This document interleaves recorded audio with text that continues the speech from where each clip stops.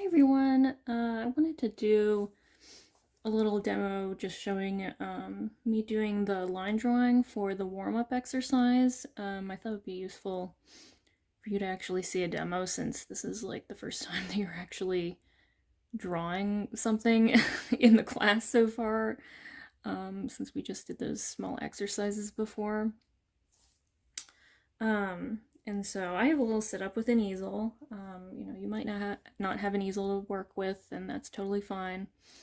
You can work flat on a table, or even on the floor, or, with your pad of paper propped, in your lap if you want to.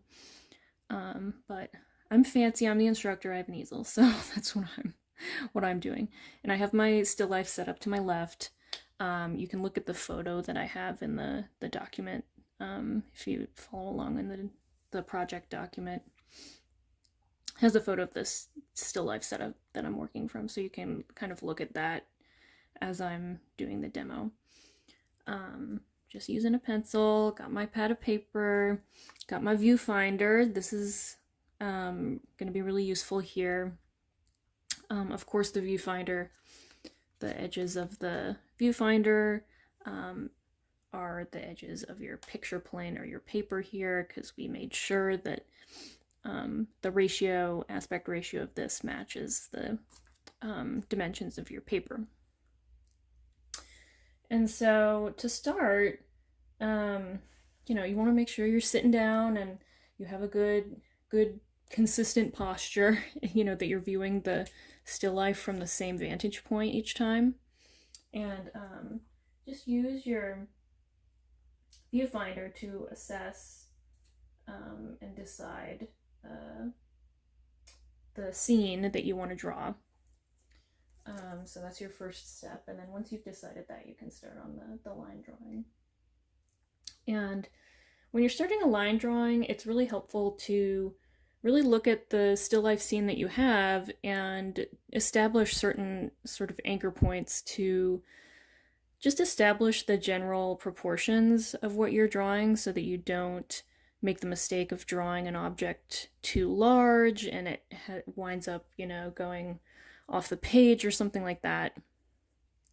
Establishing certain parameters is useful. So what I've done is I looked at my still life setup and I realized, okay, about the midpoint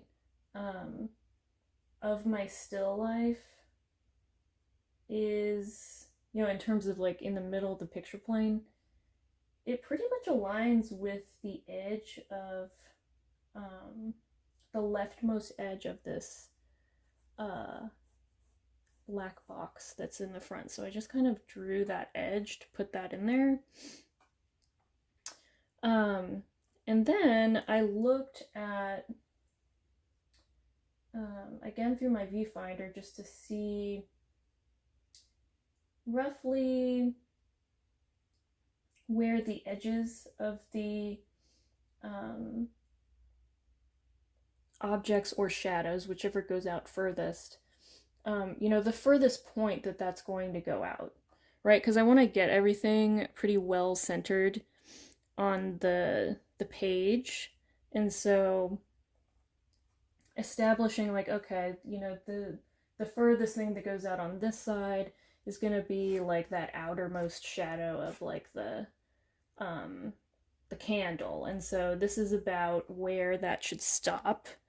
So I just leave a little mark here to remind myself that I don't want that shadow to go further than that, if I want to get sort of the scene that I've planned with my viewfinder and stuff. And then similarly, the top of that handle is the uppermost object in the scene. And so, establishing that I don't want the top of that to go beyond this, so that it's centered nicely in my drawing, is a good thing to establish. And then the bottommost corner of, it's like the frontmost corner of that black box, I don't want it to go beyond this point. Again, looking at my viewfinder, where the general placement of things, in order to get that nice scene that I'm looking at through my viewfinder. I just want to establish that, okay, I don't want anything to go beyond this. And if anything is tempting me to go beyond these points, then it means that something that I've done is like out of proportion. Um, and you might need to adjust these slightly as you go along with the drawing, but establishing this is really helpful because it just kind of is like a basic layout that you can use and check things against as you're proceeding with your drawing.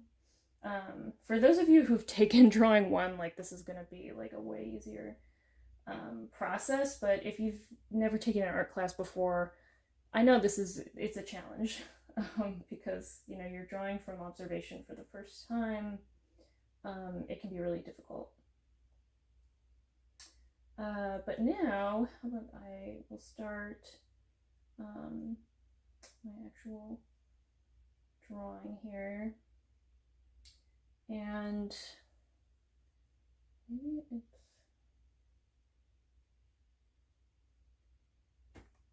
since this is about the edge, I guess this is like the edge of the shadow, so the shadow, this would probably be more the edge of the box here, would be somewhere here.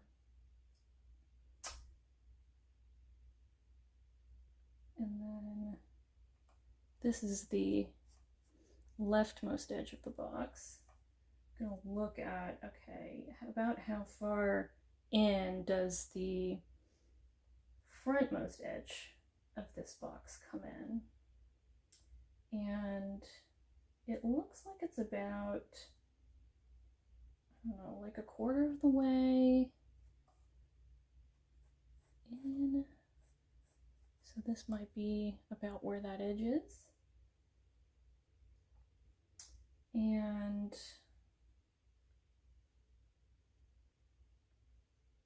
let's see. There's a bit of a, so again, this is the kind of the bottommost edge of this box that I established. And there's not a super dramatic angle. So I know that this is like the furthest out that I want the shape to go. So looking at just the angle of the box, it's not super dramatic. So I know that the edge of the box is around right here. So I can kind of just estimate it as that. And this is definitely, I haven't established the height of the box yet, but I'm just kind of looking at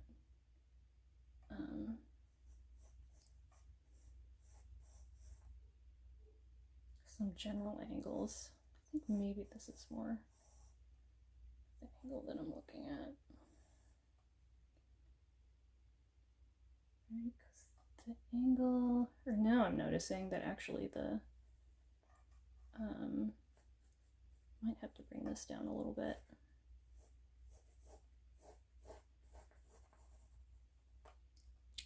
Because now I'm looking and I'm noticing that there's like a slight kind of upward angle where the edge of this box comes in, which also is then kind of establishes the bottom of this candle. And just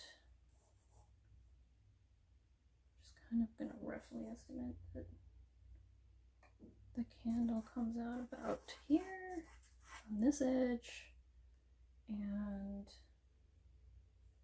this is the outermost edge of here.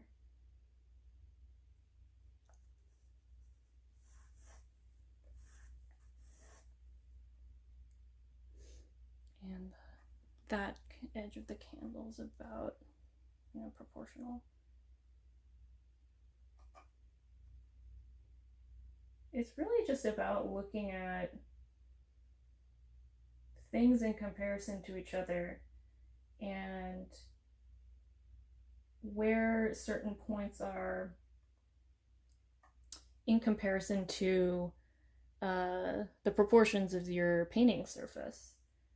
So again, that's why the Viewfinder is such a useful tool. And then I see that this edge of the box is really not that much higher than like the lower edge of this candle. So I think that this is about the upper edge of this box. And then the angle, if you've taken like a drawing 1 class, you'll kind of understand that certain principles of basic geometric shapes, and you know, for a rectangular prism like this, the edges like this are going to be parallel to each other. So if you establish an angle to that, you just have to remember that it's going to be parallel. I don't know if that's roughly parallel or not. It's okay to make mistakes as you're drawing and to make adjustments. Sorry, my fridge is going to come on during the demo. This comes on about every 20 minutes or so. But like, it's okay to have to make adjustments. Like, that's what drawing entails. You know, like, there's no artists out there that just like every mark they make is absolutely perfect and accurate like 100% of the time every time, you know. Really, drawing is about trial and error.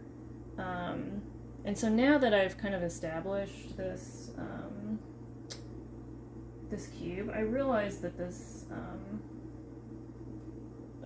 cylinder, the candle, is out way too much. It can come in pretty significantly.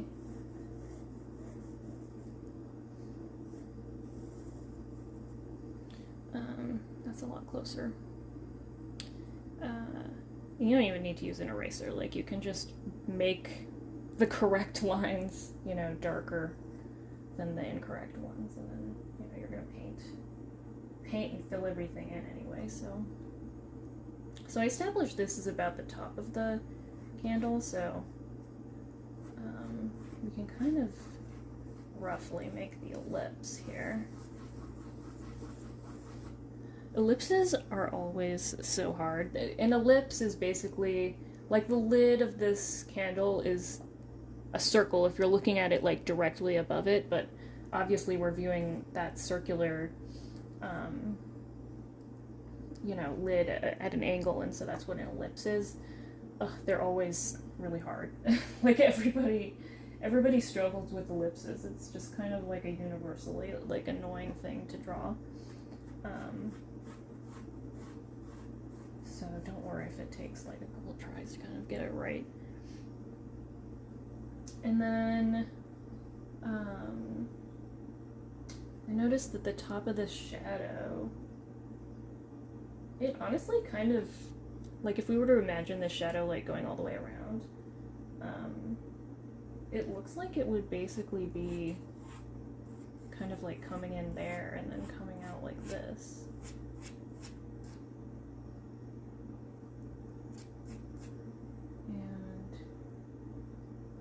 Angled up like this, so this should be sort of the outermost point of that like rounded shape of the shadow, and then it kind of comes in because there's a shadow here from the box.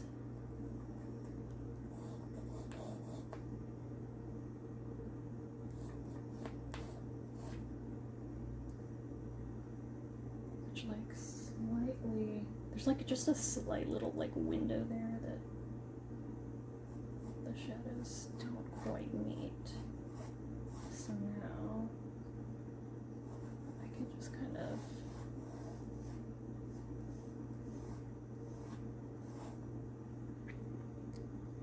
roughly have them meet there. And then we can even put the horizon line here for the background. Not super straight. I'm like drawing at a weird angle in order to do this demo, so doing certain things is kind of more of a challenge, but it's just a rough sketch so that you can kind of establish where stuff is before you start painting. And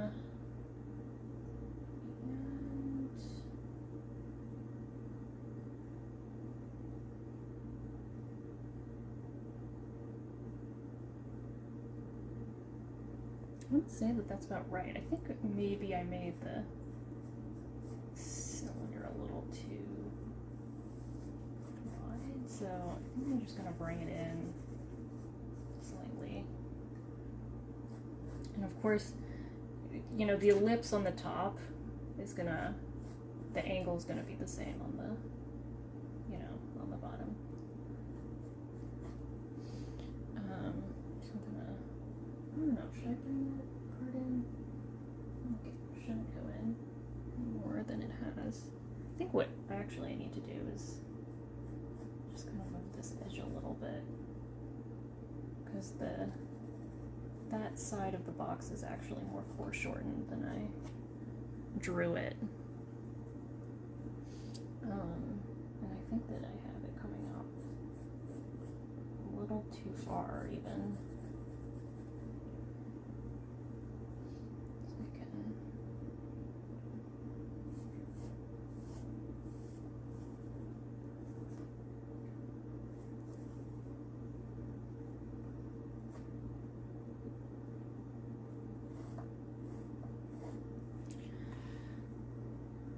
and I mean, that's basically a pretty good rough draft. Actually, now I'm noticing this needs to like come down.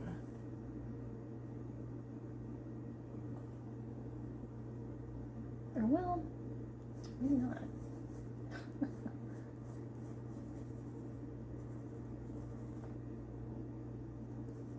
I think maybe this should be kind of the point. And then, yeah, could even move this kind of point down.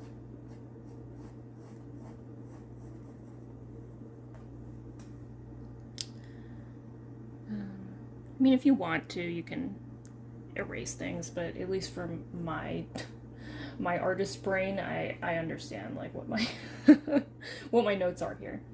But you know, like, you don't have to worry about the sketch being like absolutely perfect as long as you've kind of established everything to a level where you understand what you've done and you think that you've gotten the proportions, you know, pretty correct. And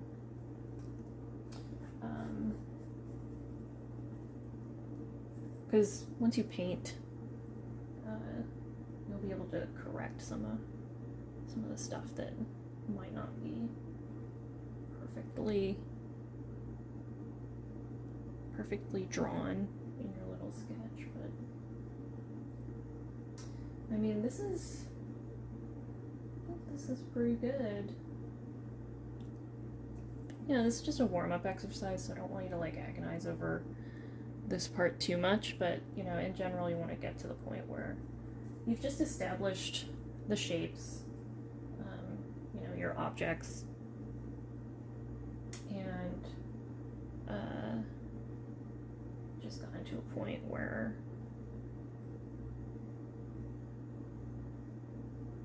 everything is roughly in the right place.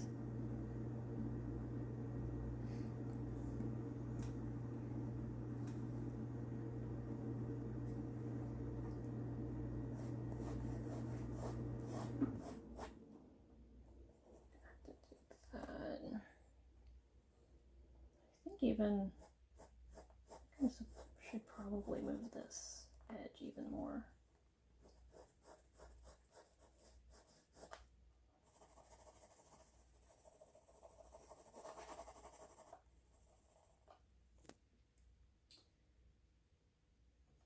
I feel like everybody who, if you're like drawing foreshortened objects like this, people always overestimate the size of the foreshortened edge. Um, they always think that it's coming out more than it actually is. And I did exactly that, so I'm making a little adjustment here.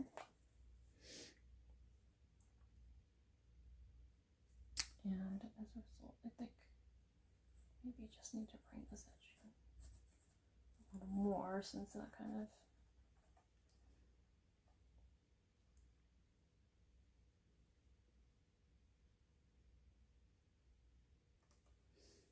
and I think that's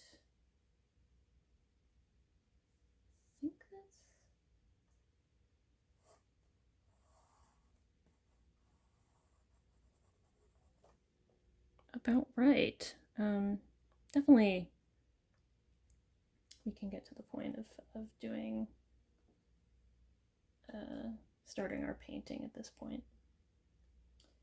But I can kind of establish in general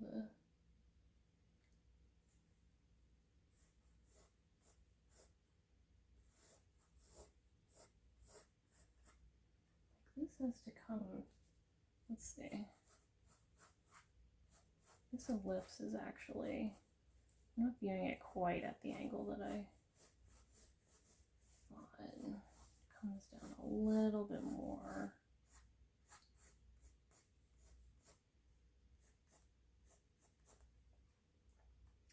And then there's like the lip of the lid as well. It's kind of like here. And then there's like a shadow happening here.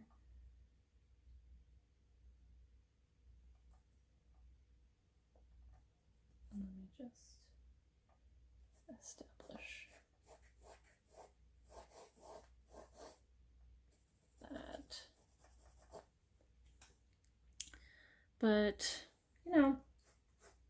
it's totally fine just to start with, and just move into painting. Because once you can move into the painting, you can make little adjustments a lot more easily than with the line drawing. I don't want you to get too bogged down in the line drawing. But, because you can make adjustments a lot easier with paint than with a pencil. But I think most students kind of prefer to make a little line drawing to begin with, just so that you have something to work with when you start painting.